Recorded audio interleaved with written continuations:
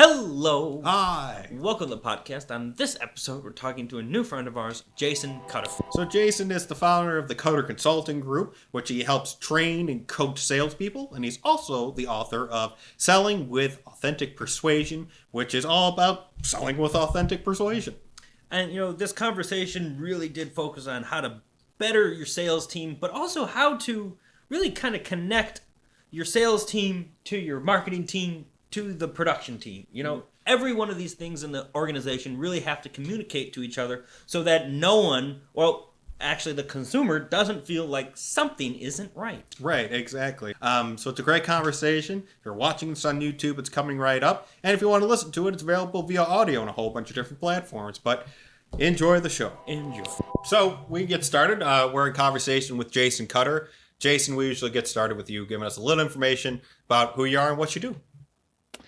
So I currently help companies with their sales operations, their sales processes, and getting them optimized and growing a scalable sales business. So everything from scripting to call coaching to mentoring to anything like that in that realm of sales and marketing is what I focus on for companies, individuals, and it stems from a long line of experience in companies based on a foundation of zero training and zero experience before that, and kind of having figured it out as I've gone along. Yeah. So I love your shirt, The Authentic Persuader, right there, which goes perfect with your book title, Selling with Authentic Persuasion. And that's really one of the reasons why I wanted you to have you on the podcast. And we explained this on the couple of pre-podcast conversations that we've had. We focus a lot on marketing and what's going on in that world. But then when I got a chance during the 2021 virtual launch that JD Gershbein, who was also on the podcast, cannot remember what number he is. But when we had him on the podcast, or when I joined that event, you were one of the speakers. It was instantly another, and that's what I keep saying about this, is that I absolutely love how much I'm learning on a day-to-day basis. And it's just like a great artist. You know all their work, you know their discography, and then you find more great stuff constantly. So every time I think I've gotten like everything there is to know about marketing, then there's always something that pops up that's like, hey, have you thought about that? But when you were talking about sales and persuasion and being authentic during sales and how that helps people get out of just being, I don't know, order takers, as you put it in your book, to actually going out and understanding that a salesperson's job is really to help the other person the best that they can. And if you take it from that angle, from, the authentic, genuine side, then sales isn't so salesy. Yeah, exactly. And it's simple. It's not necessarily easy, but the shift, most people think sales is something you're doing to somebody.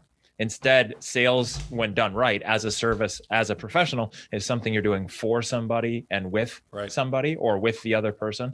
The unfortunate part is before anybody gets into a sales role, generally as an adult, they've had experiences as a customer, usually at the hands of that salesperson that's doing something to them on behalf and benefit for the salesperson themselves, right? That classic old school manipulator mode. And so unfortunately people enter in sales having touched the hot stove and been burned and go, that's gross. I think sales is gross and I don't want to do sales because that's what I think sales requires. Yet it's not correct. Yeah, and then they end up going to the totally opposite side, right? Then they become, as you put, or once again, referencing your book, an order taker, where it's like, I'm not going to push at all. I'm literally, you tell me what you want, and that is what you're going to get. And even if I have some sort of an idea of, how I can help you further, I don't want to push you to do something that you don't want to do, because I was on that side at Best Buy, and all of a sudden I walked out of there with like, I don't know, like 200, things I didn't need. And they're taking that bad. But when you take it from that standpoint of actually helping people, that it gets rid of that. You don't have to worry about that anymore. Right. As long as you're authentic, then it's like everything is like, this is here to benefit you. This works well with this. But, that takes into account that, as a salesman, you're also listening and you're also understanding the needs and the wants of that customer. Yeah, and going back to that Best Buy example, there's two different modes it can go. One is you walk out with a whole bunch of stuff that you didn't need because they talked you into it. You could walk out with a whole bunch of stuff that you didn't know you needed, and they were right? Like you did need those cables, and it did keep you from having to come back a third time to get that new HDMI cable that you didn't realize you didn't need, didn't have. The other experience that a lot of people have, which is when you're checking out at that electronics store, Best Buy being an example, but it happens all over the place. Yeah. And the checker is trying to hit their numbers and hit their quota by selling you the extended warranty. Mm-hmm. And I've had experiences where they just won't stop. And it's like, I get it. You're trying to keep me safe, but I get it. You also have a quota, and this is gross. And then that leads to people further becoming order takers, because even if they didn't buy from that pushy person, they didn't like the other feeling. And most people follow the golden rule and don't like being a hypocrite. And so they want to treat others like they like to be treated, which isn't always the best strategy in sales. You got to be careful with that.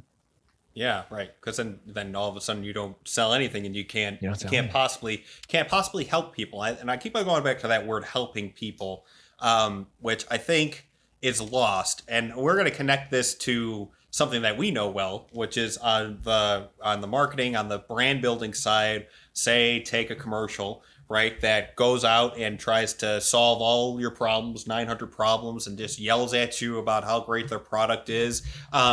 It's very similar. It's very similar because as the salesperson's just trying to sell you, maybe they're trying to push on that warranty onto you.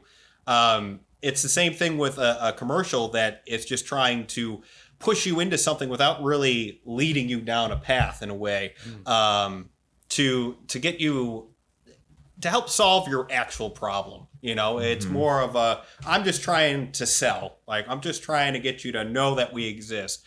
Yeah. And I think that's it does. And really kind of going back to what you touched on super briefly, which is sales when done in a different way is about asking questions, actually listening to the answers, right? So keeping on this kind of Best Buy extended warranty mode, if somebody asked me hey, what has your experience been? What happens usually with your electronics? How long do they last? Do you have any issues? If somebody went down that path to try to diagnose if it would be a good fit and then made me realize, yeah, that would, or no, it wouldn't. That's a totally different experience. And that's what you're talking about, right? It's tough in commercials because you're I got to throw this information out and hit you. Sure. But the classic sales mode, which is also gross to most people, is that monologuing, vomiting of features and benefits and just telling you all the great things about it when I don't even know if you know if it's a good fit for me or if you even care about me. And you're just assuming all these things. Yeah, right. Exactly. And and going back on the idea of the commercial doing that kind of pitchy. I mean, it's we all know that salesman, and we all know that salesman's very annoying. Right. We all know that that's not what anyone wants, is someone to rattle you off all these things that it's I don't know what that means. What is a RAM considered? It's whoa, what's the difference between this fire cable and an HDMI cable? It's just all these random things, and it's almost in an essence to because I think also a lot of times customers don't want to feel stupid. So they'll agree to things that they don't understand just so that they don't have to ask the question wait, hold on, what does that do? What does that do? And what does that connect to? And wait, so you're saying I have to buy a printer here in order to use that? Yeah. So... Mm-hmm. Yeah. And then what happens is, and this is something fundamental for just humans in general, is that generally a confused mind will not buy. A confused mind will not make a decision. A confused mind will not do anything. It's our primal part of our brains that has kept us alive and helped us dominate the planet as we are. And that's by making safe, smart decisions that ensure we live long enough to procreate and spread our genes. And if there's a choice, is that a berry I can trust? If I eat that berry, we're talking 10,000 years ago, and I could get food poisoning and die, or I could just eat what I always know. I'm going to stick with safe option that I'm familiar with. And so when you confuse somebody with that, then it's super detrimental. And what happens, most people won't say, I'm confused, I'm going to walk away now because I'm scared. No, people say, that's interesting. I'll think about it, right? Why don't you give me some information and let me get back to you if I'm interested. That is confused mind shutting down, trying to be nice, shut up and go away. I'm going to go back into my safe comfort zone. That's when you've missed the mark on helping them feel safe and feeling like they can trust you. Yeah, right. There's so many great points there, and and once again, we don't really discuss a ton about sales, but then when we were talking, the combination or the way that you put is that there is like this internal war between marketing and sales, right? Where sales think that they're the the hot ticket item, they're the only ones that can make anything done, and then marketing's like, why are the salespeople confirming things that we never said we were able to do, or once again, there's just that back and forth, and it seems like there's a wall when it really should be more of a, I don't know, exactly, a drawbridge. Yeah, I think that there's like a certain lack of, I don't know if it's lack of trust, but there is that conflict between these two things that really are complementary to one another, and I'm just thinking, for whatever reason, my mind is going to a fighting analogy here. Yeah. But marketing is like your jab that sets up your right hook, and if you can't, like, the right hook isn't saying, no, get away, I don't want to use you, I just want to get in there, it's like you have to use both of them, otherwise one can't do the other job. And so, it's like primer and then, closer. That's exactly what marketing allows the sales team to do. It should identify these people, it should interest these people, and then you get real leads that are actually worthwhile and need you to close for them. Right. Yeah. And it's so tough because, like, looking at organizations, they're historically, there's some that are doing it right. There's some I've seen that are actually, everyone's rowing in the same direction. But the challenge is there's always that, right? There's always that, generally that friction, that wall, those silos as they're called, right? Where it's marketing, it's sales, it's service or product, whatever happens post sales, then there's that. Right. And there's all these divisions. And really what it comes down to at some core level is everyone is just looking out for themselves and their department. And, anything outside of that might be feedback or negative or impeding their success is the enemy, right? It's kind of that, again, this is that primal part of our brain. Instead of, like you're saying, which is we're all on the same team. You win when we win when you win. We should all be winning for the sake of the company. And how does the company win? Well, the company wins when the customers win and we have more customers and they buy and then they stay. And it's amazing how many times organizations just shoot themselves in the foot by not caring about the whole customer journey, not caring about the company's success. Each person or department only cares about theirs. And it's literally like they're drilling a hole in the boat and they're going to sink the whole boat because, they just want the water, right? And it's like, you're doing this wrong. Like you're really hurting everything. Yeah.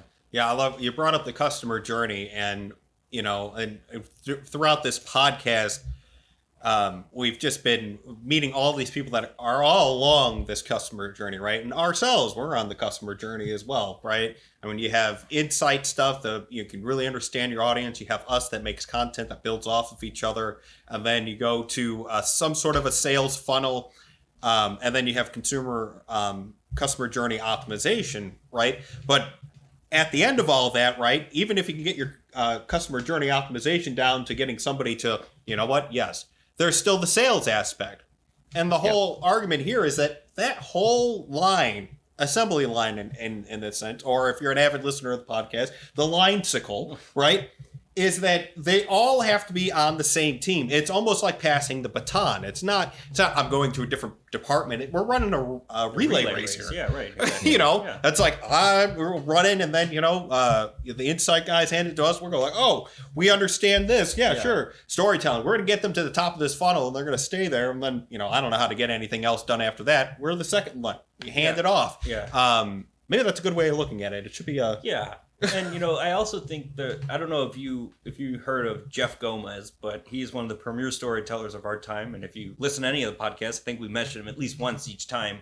But exactly what you were touching on there, where it was if you're not on my team, you're the enemy, is the exact issue that he has pointed out in just the storytelling aspect of how we tell stories. The hero's journey was always the hero has the right way and his enemy Right. is the ultimate villain. And what he has been suggesting is that there's this new form of storytelling developing called the collective journey, where each one of those people are not the enemy of each other, but they're all valid perspectives into, so they all tell the same story, which is exactly what you were saying there, where a company punches itself in the foot. What am I fighting? Punches itself in the foot.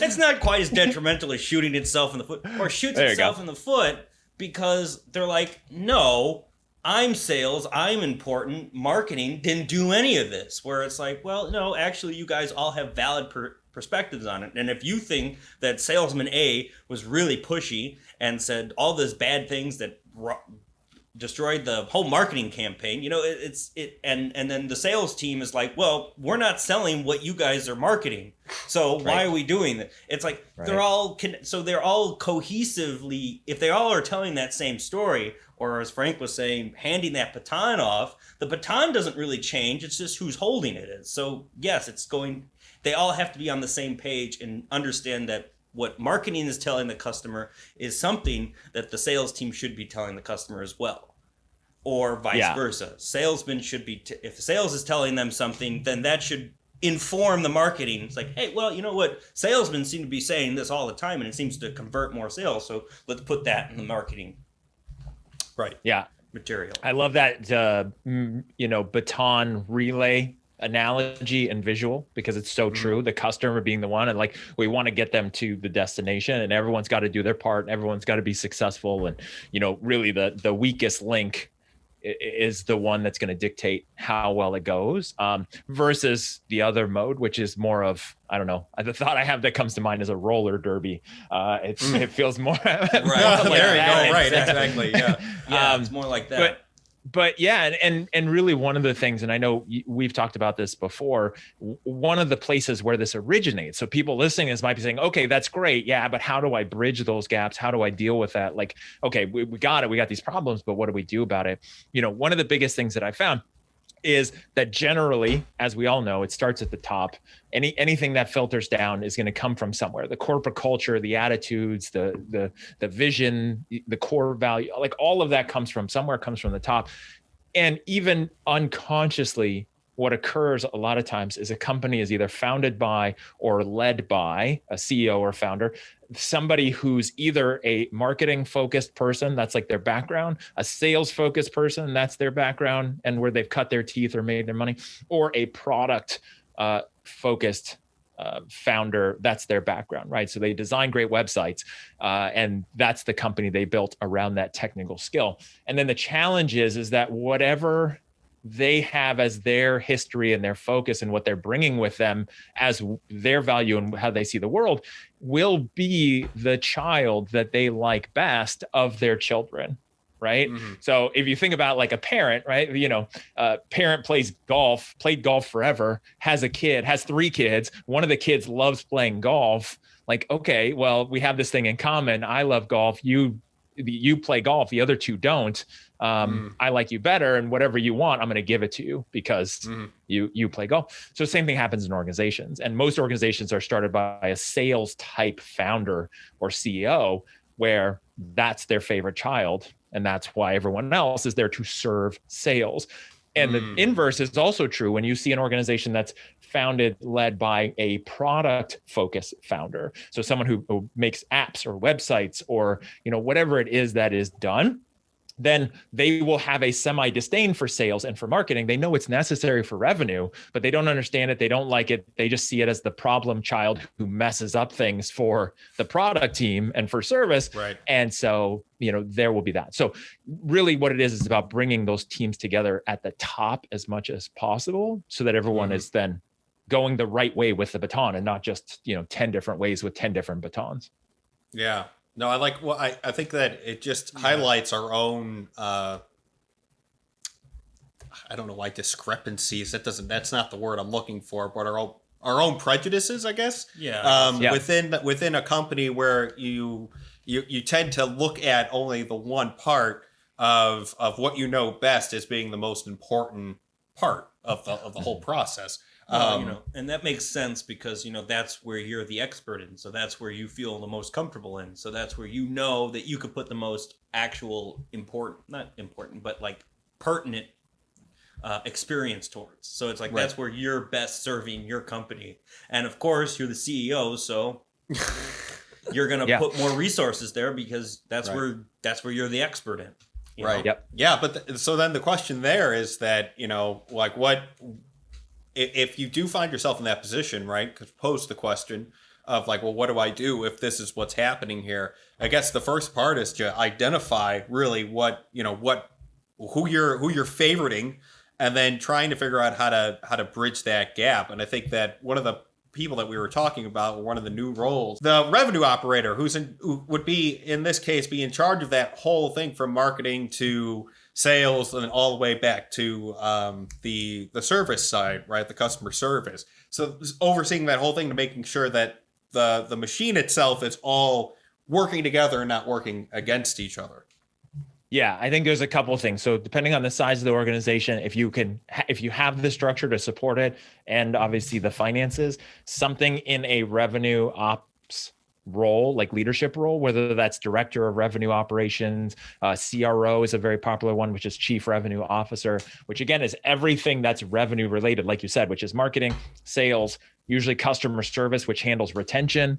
It also handles, resales, upsales, things like that, cancellations. And so it's in that bubble if you can afford that, or if your structure supports it. If not, if you're a founder and it's a small organization and you have this bias, you're listening to this, you're going, oh man, that's me. And I get it. And I can see how I'm doing that. And how do I balance it? Usually what you want to do is have some other trusted partner in the organization that, you give the latitude to call you out on it or to bring it up, in private, not necessarily in front of everybody, but somebody who's then advocating on the other sides or can share it and point that out when it's happening to balance it, right? So if you're a sales focused founder, who on your team, who do you trust, who's in a leadership role? That's the service side or the marketing side that you're not going to pull the line, which a lot of them do is, well, that's great marketing leader person, but it's my company, so we're going to do what I want. And that's fine. And you always have that privilege and that right. But is that going to help the whole organization get where you want versus being open to that feedback when it's applicable? Yeah, right. Yeah. And it's one of those things that within just marketing and branding and sales, I feel like there's a lot of just division within an organization because of who they're hiring, outsourcing that information to, right? And it seems like what should happen is the chief marketing officer or a CRO in this case should be in charge of overseeing all of that. But what's happening, and this is kind of interesting, this is from not an old podcast, but an episode that was a little further back, was the idea that you see these kind of patterns where you have gigantic corporations that you outsource all that stuff to, right? So like think about the Mad Men era, like it was they did the marketing, they did the ad buys, they produced everything. They had everything underneath one roof.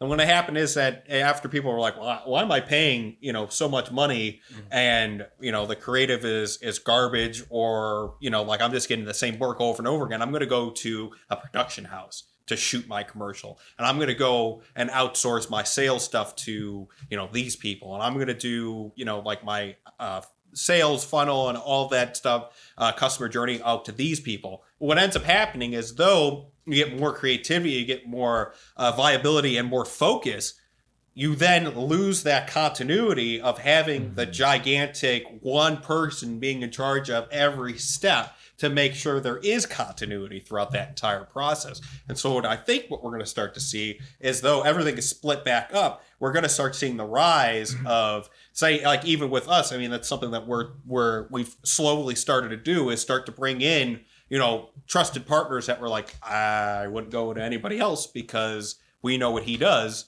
and he does great work. So stick within this limesicle. Yeah. Well, stick within this framework because then we know that it's going to be consistent. We're going to have that Yeah, that consistent message throughout the entire thing. And we're not going to have somebody go rogue on us and start to hire a sales team. They're not going to go totally rogue and start selling stuff that the marketing team has no idea what's going on, and then the customer service is dealing with all these complaints because they sold them something that they couldn't possibly make happen. So it's interesting because I feel like that's where we're starting to come back to. From more of an outside organization thing. Obviously, we've been talking a little bit more internally, like if you have those people internally. But I think what that's one path where it used to be all internal, outsourced. Now it'll go back to internal, or like more consolidated external, Right. like outsourced, where it's like one hub for all of that.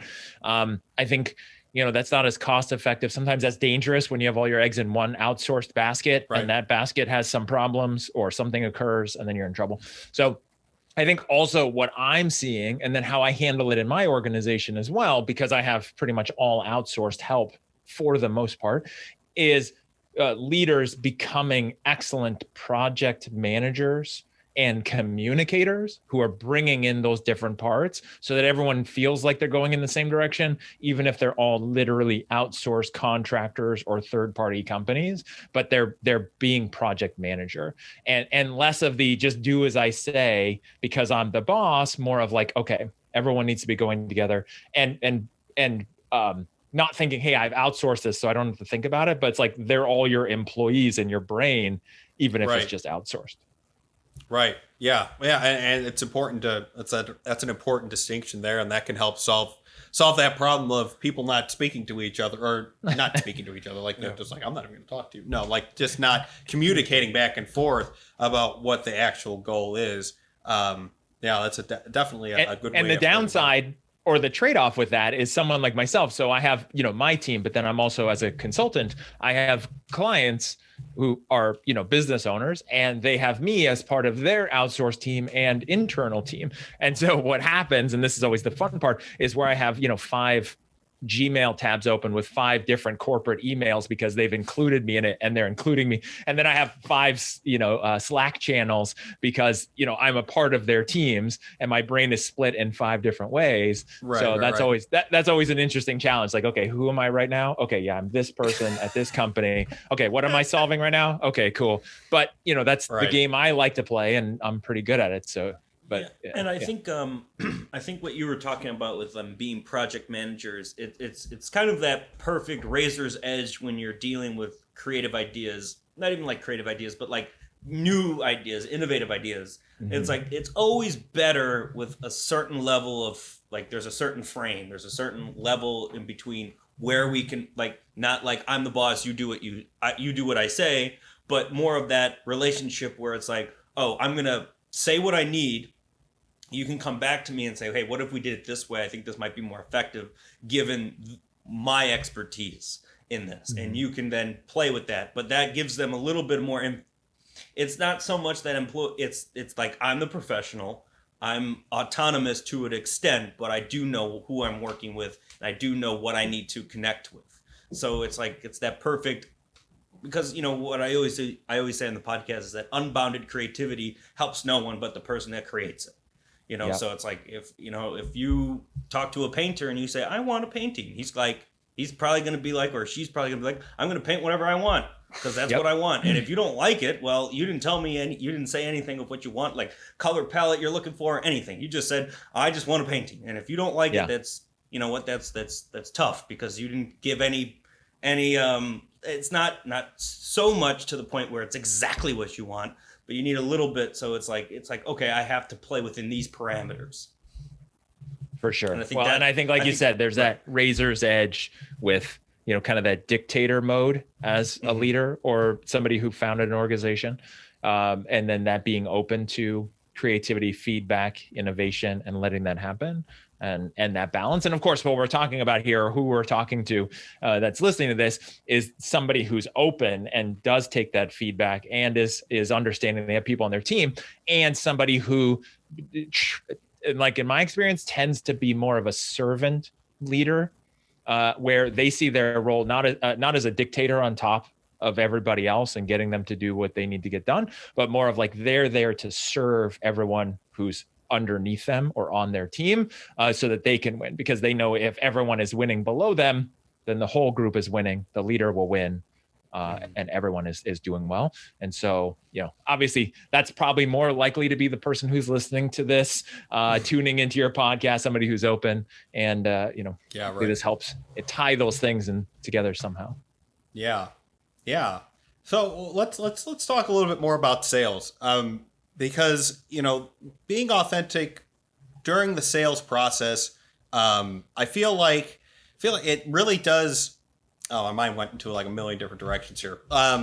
Like for a marketing campaign to be successful, right? You have to connect to somebody authentically, right? And so then that also has to be a part of your sales team. And I know you've done a lot of sales training and a lot of, just helping organize and working on, like you said in the beginning, working on certain scripts and making sure everybody's on the same page and, out there actually trying to help people and not help people. What are some of the things that you do to help that happen? What are some of if we were sitting here and somebody was thinking about going into sales, like that's like 5 different questions there. But hopefully you could pick one and kind of run with it a little bit on that sales side, either from a group or for somebody that's just starting out, like how to become that authentic salesperson.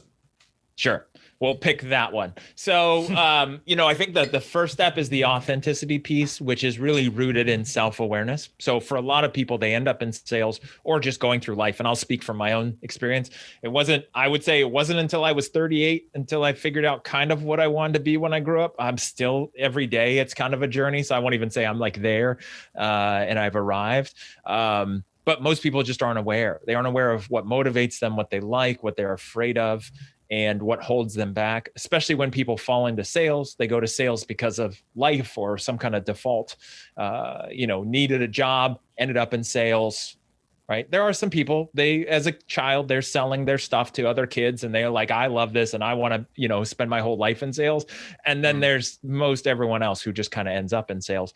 And so the first part is that self-awareness. Really, that's the authenticity piece, which is what motivates you, what not fully what gets you out of bed every day, excited, because that's usually too far for somebody to even imagine, right? Like from where they are, but like what motivates you? What would you put on your vision board? What's going to make you excited to be successful in sales?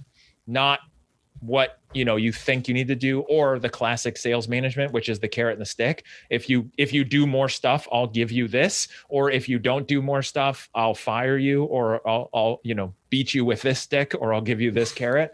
And so that's unsustainable. So really what you want to do is get to the point, it's like, why do I want to be successful in sales? And then again, going back to what we talked about early on, most people enter into sales as an adult after having bad experiences, and they don't even realize the baggage they're bringing with them and their fears, fear of rejection, fear of looking bad, fear of all these things, but then also like that baggage. And so it's about being aware. And then the final part for me is on the authenticity is being okay with your journey. What are your strengths, right? Weaknesses are important. You should, some weaknesses you want to improve if you want to be in sales, like communication and things like that. Otherwise, really, what are your strengths? What are your experiences? What are you bringing to the table? What has happened in your past, especially the crappy stuff that's happened in your past that then allows you to be empathetic and effective at helping people, right? If you've had a business and you failed and you lost your business and you lost all your money, and then now you have a new business, or now you're in sales to help other businesses, that's a powerful story, because now you can say, hey, I've been in your shoes. Like literally, I'm not just saying it. I've been in your shoes. I know what this is like. I want to help you.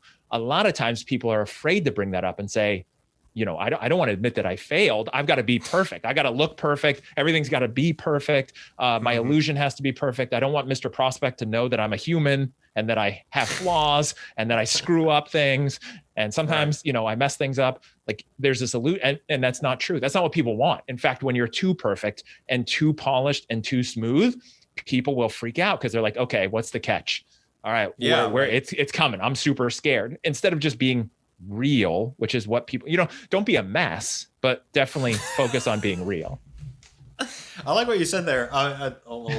Particularly don't be a mess, but But the being real part, I think that really does speak a lot to, I mean, both in sales, right? Because you're dealing with human beings at the end of the day. You're talking, I'm talking to you, Jason. Obviously there's a history there that we could both, take our experiences and then actually make an authentic connection. But from the side of just a lot of just like overall marketing campaigns and everything, and this might set unreasonable standards for the salespeople, is that these brands show themselves as like this perfect solution. It's so perfect. Everything always works out when you use whatever, right? Gillette. Always. I mean, any medical commercial, right? Yeah. It's like, take Antivia. That sounds like it might be something. I don't know what Antivia does, but it's like oh, not a paid product places for Antiva or any of its related products.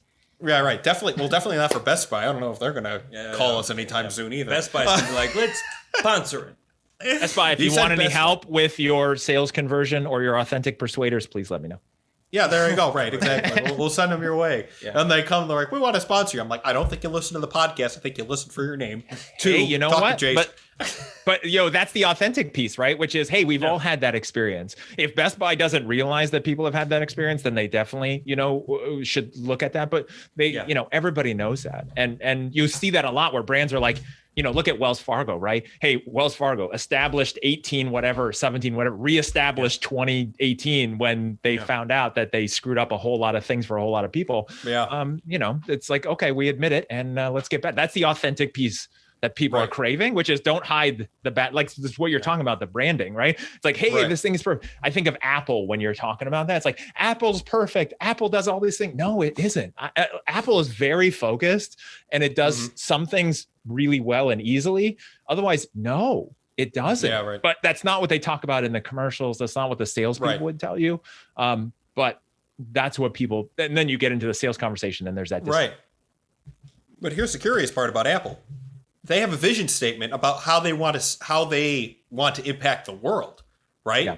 And all the stuff they want to do. So that's a part of it, though. Like that means that though they are focused, very artistic, very be yourself, individualist, they have that like how they want to impact the world. So during if we were doing work for Apple, for instance, which they have their own internal team, obviously they'd hire us and then apparently run us into the ground because we spoke to somebody who was on that creative team at one point. She's like, they just run you to the ground and say you should be thankful that you work at Apple. Right. But if we were to do work for them, I mean, you got to start, if you want to show they're doing great work, but there's stuff that they're improving on every day that they're like, this is not where we want this to be. Like for example, like their manufacturing shops that everyone knows that they literally just kill people to make these things as cheap as possible and then sell it at a high rate. Right. That's Apple. And my mind went to Robinhood. Yeah. Which was hilarious. How bad and tone deaf their one commercial came out. And once again, I said I was going to look this up. I haven't yet. I don't know if it played during the Super Bowl and how tone deaf that commercial was that came out around the Super Bowl, where it was like, we're for the little people. We do all this other stuff. They didn't do what Wells Fargo did and say, yo, we really screwed up. Oh, man, sorry, this is how we're going to improve it going forward and have a lot of content around that. They decided to go the other way. And that ties back into sales because marketing doesn't just change the sales. It's a very fluid change, right? And so if your marketing and everything says you're absolutely perfect and everything is going to work out 100%, the consumer that's going through that journey then goes to the salesman, right? Yeah. And goes like, okay, well, it says it's going to work perfectly. And maybe the salesman's like, well, actually, it only works like this and this and this. And then that level of shift, right? If you don't have that consistency and understanding the humanality of like actually what we're trying to solve, that could cause a huge problem as well for that consumer to then be like making that sale a lot harder to make. And what you were saying is selling with authentic persuasion. What we're trying to essentially do is market with authentic persuasion. There you go. Right. I think that's essentially what we're trying to do because you can't, like on the marketing side, if your marketing is like, oh, this is all perfect, and then people get to the salespeople and it's like, no, this is Yeah, it works sometimes. That's not exactly how it works. No, it's not just plug in. You have to download all these different right, things. right. Exactly. You have to make sure your computer can run it.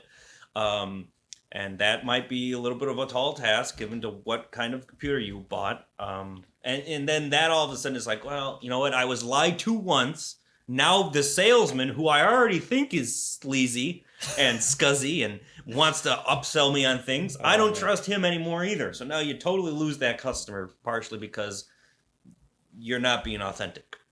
Yeah, and that happens a lot. So there's a couple scenarios that occur. Is marketing wants to tell the great story. Marketing is judged based on their KPIs, right? It's like making the phone ring, generating lead qualified people, market qualified leads, whatever it might be, right? And so they're out for protecting their own neck or their own success or climbing the ladder or having some bullets on the resume for, getting the next job. So they want to make the phone ring, right? In a proverbial sense, whatever that looks like. And so they're going to tell the greatest story they can, right? This is the story of what it is. Then, like you're talking about, it gets to sales.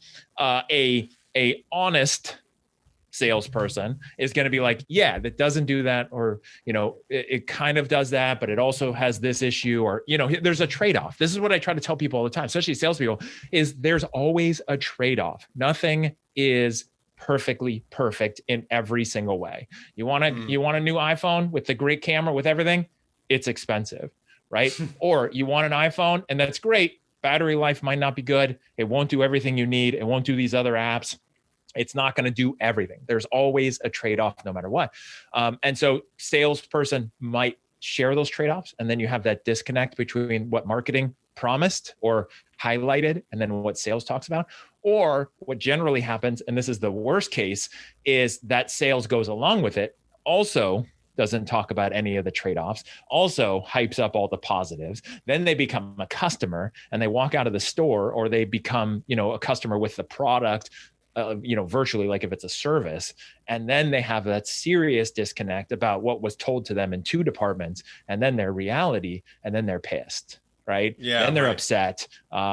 And or they'll just never come back again. And it's and that's the challenge. And how do you do that carefully? Because you also don't want to have those ads like, let's talk about the pharmaceutical ads, where it's like 5 seconds of all the benefits and then it's 35 seconds of all the trade-offs, which is what it seems like now. And it's so terrible. It's like, I don't want to die. I don't want any of those things. I won't even go into the show. Just to solve my eczema, I'm gonna get a heart attack at the age of 35. I don't want. I don't want. I've got some of those trade-offs in mind, but I know it's more maybe a family or professional show, but it's like, I don't want those things, right? That's terrible. Right. So you got to be careful, because you don't want to go all negative, but it's truth. But you also, if you go to truth, then people, they're like, I don't need the change, or I don't really need it.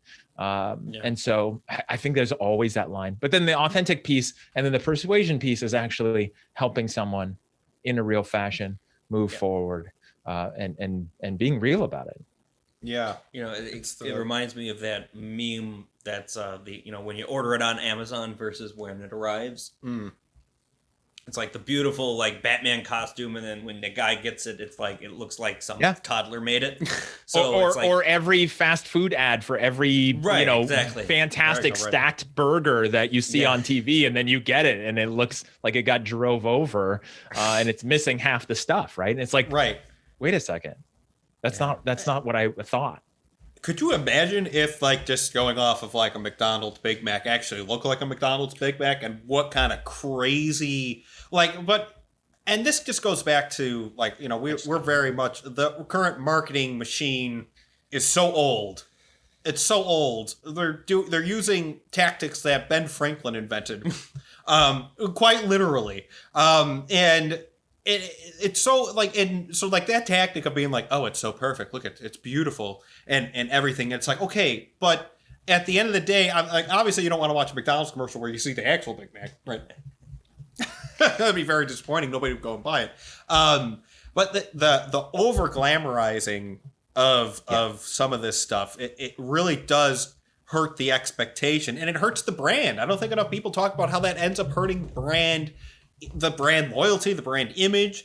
When you have that huge disconnect, and we talk about how storytelling now is porous. In a brand story, is now being hurt by negative reviews coming in more than ever before. You can't run away from that stuff, right? I mean, you used to hear about stories about, because going back to fast food, Wendy's person found a finger in their chili, which I think that was debunked. That was debunked. There's always those stories, right? Yeah.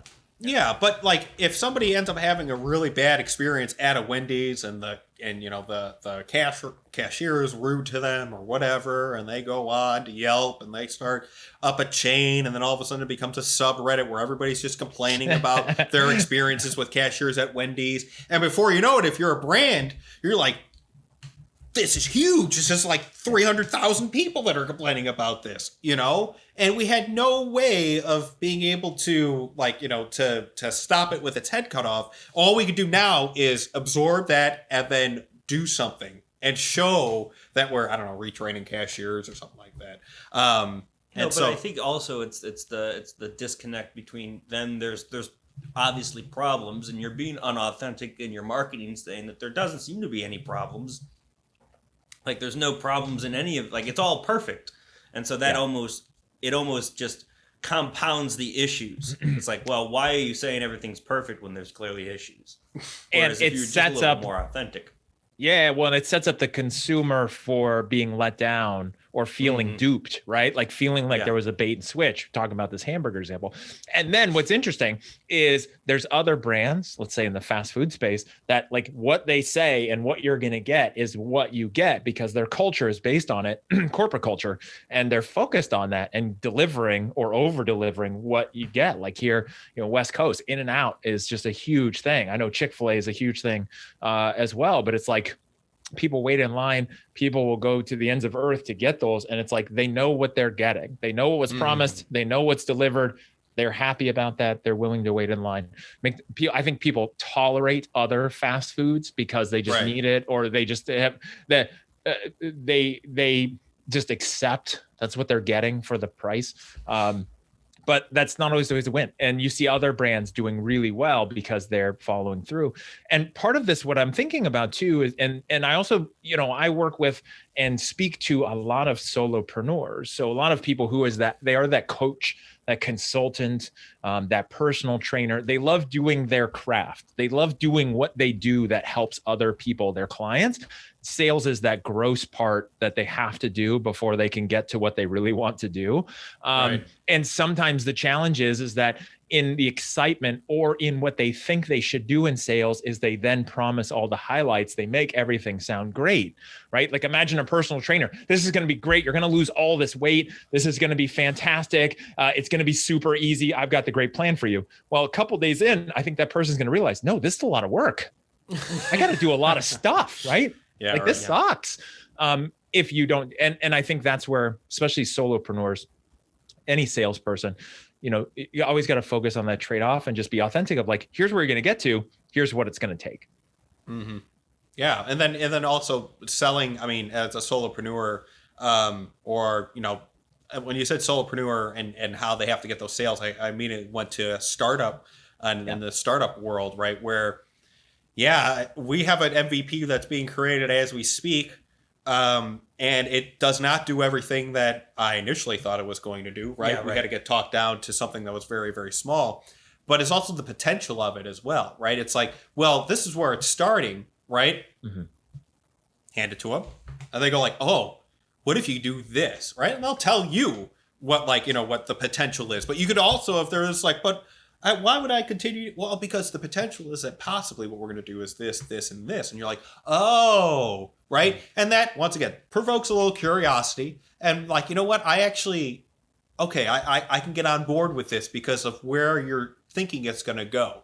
Like even if it doesn't have all the bells and whistles and all the solutions right now, it's the potential of what it could potentially be. Right, exactly. And, it's always better to start simple.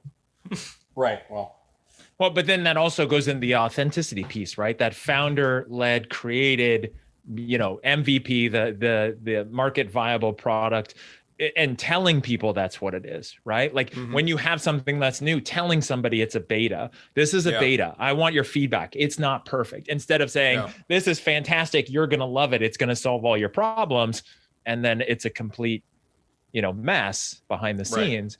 It's that part, right? That's what really helps, because people, again, you mentioned this really briefly earlier, is we're all human, right? There's B2C, business to consumer, direct to consumer. There's B2B sales. Doesn't matter. It's H to H, right? It's human to human. I'm selling Right. to you. You're a human. I'm a human. We all got the same fears. We all got the same things going on, behind the scenes.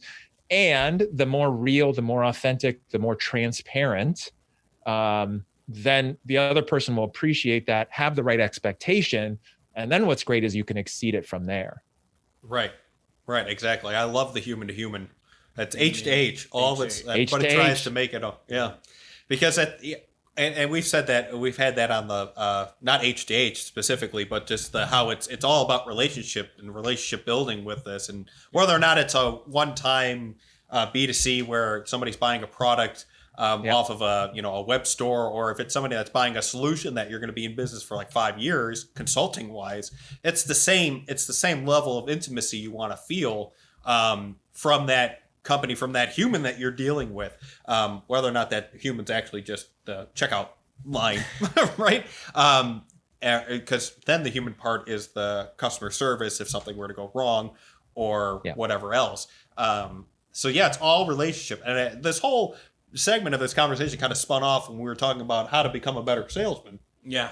Right. Well, and the thing is, sorry to cut you off, but the thing is, like, on that human to human part, is a lot of times people in sales, especially if they don't know better, going back to what we talked about earlier, is they think they have to act a certain way. They think they have to like be a salesperson, right? They have to have the stories, be charismatic, be very chummy. Hey, Frank, how you doing today? Oh, that's a great shirt. I love it. Hey, let me show you what I got. Like, that stuff is gross. Like, it triggers people. They just don't I keep using that word, but most people can relate to that, right? Like, you can feel that.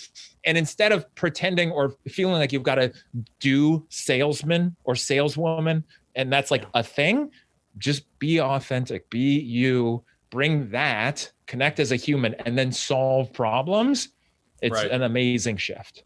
Yeah. And I think that, there's I don't know how long the shift has been, and I think it's been for a pretty long while, but like, people don't like homogenized solutions. People like in treating the individual, and this is some of the reasons why these more niche things are starting, and it's like you have to realize that you as a salesman, your authentic self is the right person to sell to 1,000, 100,000, maybe even 1 million people. Your approach is the right approach for those specific people. You don't need to be this, hey, how you doing, Jim? Hey, what are you going? Oh, nice unless that's shirt. you. If that's you and that's authentic, and that comes across natural, authentic. That's too. great. Right. Yeah. But you don't have to be, I don't know. I feel like he's kind of a little chunkier man. Car salesman. Yeah, he's a car salesman. He's got that plaid sport coat. Oh, yeah, there you go. And he's like, woohoo. It's like, you want a handkerchief? And he's got like a bunch of them. Yeah, right. This new Cadillac is the one for you. Let me tell you, I'm a fortune teller. It's and that's true. And I think here's where some of the challenges, we talked about order takers, talked about the authenticity piece, and not too much of the persuasion side. And, obviously I go in the book and other things like that into more detail. But the key is, a lot of times people are very authentic. They come with their authentic side, right? They had bad experiences as a customer. Now they're in sales. They don't want to be that person we were just joking about. And so they're very relational, very empathetic. They care about the other person so much so, like you said earlier, Frank, they become an order taker because they don't want to push. So you have to be authentic. Like, I truly think you have to be authentic, connect with people. And then the persuasion piece is about having a process to actually move conversations forward so that you don't end up homeless with a whole bunch of friends, right? And no clients. Right. Very true. That process to move the relationship forward, because there is a goal in mind. But you know what? We should probably keep that part of the book a secret so people buy it. Buy the book. Buy the book to figure out how it ends. I have the cover on, or I have the cover with me. The dust cover. Yeah. What was super interesting was that your dust cover. I hate dust covers. I always take them off. I think I like the actual hard, and then I took it off, and it was the same thing. It was the same. There's a book there. Yeah. Well, usually it's just like the color, right? So it'd be like this, probably like in between this blue and black. Or this is dark blue. No, here it is here without the dust cover. It's actually the whole cover printed on the book as well. Yeah, right. That was very interesting to me because I usually don't have that. I usually just have colors. Yeah, right. And you're like, with what book is titles that? on the spine. Yeah, right. Yep. Oh, that's the book. Yeah. Yeah, but unfortunately, I'm 3 chapters in, 2 chapters in. I think 2 to 3 chapters in, somewhere in between there. And I'm looking forward to reading more of it and continuing on that path because I think that, there is that persuasion side, and unfortunately, we weren't able to really dive into it too strongly here. But maybe that just leads into another conversation. That's right. There we go. Part two. Part two of the podcast. So, Jason, this has been great. We usually end off with you giving us a little information about yourself. No, not. Sorry, wrong recording. I got to rewind real quick. Like you literally start to say these things and you do it in the same tone of voice every single time. Right. No, we usually end off with giving us some words of wisdom, anything you think that summarizes the conversation. I know I'm going to stop doing that. I used to summarize it for them and then they'd have nothing else to say. Yeah. Please go ahead. You take the floor. For me, if we're talking about specifically sales and selling effectiveness and all of that, like with the authentic persuasion piece, with the self-awareness, it's really like reiterating that sales is a service that you're doing for somebody and with somebody. Like if they have problem X and you have solution X, you owe it to them. And just imagine if you had a broken arm and you went into the emergency room and the doctor said, just come back whenever you're ready, or here's a brochure, and they let you walk out. Like that would be terrible service from a professional. If you have that approach, sales is so much easier. Yeah, that's amazing. I wish we had more time to go into that because that legitimately is right. And also, if you what were you gonna say? I was gonna make a joke. Oh, that's fine. But if you because literally, if you go into a hospital and they're like, oh yeah, well, maybe that's the reason why insurance companies are always so secretive about how much things cost, because if everybody knew. They might do that. They might go out and be like, oh, I guess I'll come back later. I'm going to see if it heals itself. But seriousness, and I know this might be part 2, but just to leave people with this, I mean, the difference is that doctors are professionals. They took a lot of schooling. They passed a test, and they took an oath that they would not cause undue harm to other people. Sales has no oath, has no certification, has no governing body, has nothing. It's the Wild West. You show up one day, and the next day you're a salesperson, and you're getting people to buy stuff, whether they need it or not. And that's the difference, right? And so if you can shift yourself to act like that professional, even if it's not a profession, then it's a game changer. And that's what I was saying. My joke was going to be, if you walked into the hospital with a broken arm and the only guy they had on staff was a knee surgeon, he's like, yeah, I could probably figure it out. You don't want that guy either. Right. No, you don't. Yeah. Right. Well, great. So I implore everybody to go and buy Jason's book. We'll have your link in the description below, whether you're watching us on YouTube or listening to this on the variety of different sites that this will be on. Because I'm 3 chapters in and I'm loving every minute of it. I can't wait to get to the end of it. And then once again, to continue the conversation. Thanks so much for being on with us, Jason. Thank you. Thanks, guys. Well, another great conversation about integrating a lot of processes that people really don't see needing each other, but marketing into sales, into customer service, all that stuff is very much interconnected. You know what? And I think it goes as an understatement that it's not just salesman that is unauthentic, but marketing is unauthentic as well. And to make both of those things authentic is really how you really capitalize on your consumer. On your consumer journey. There are other great conversations that we've had with intelligent people just like Jason Cutter. You can find those here. And you can also watch the newest episode of Stipulations, a cocktail show with stipulations. Thanks for all the support, guys.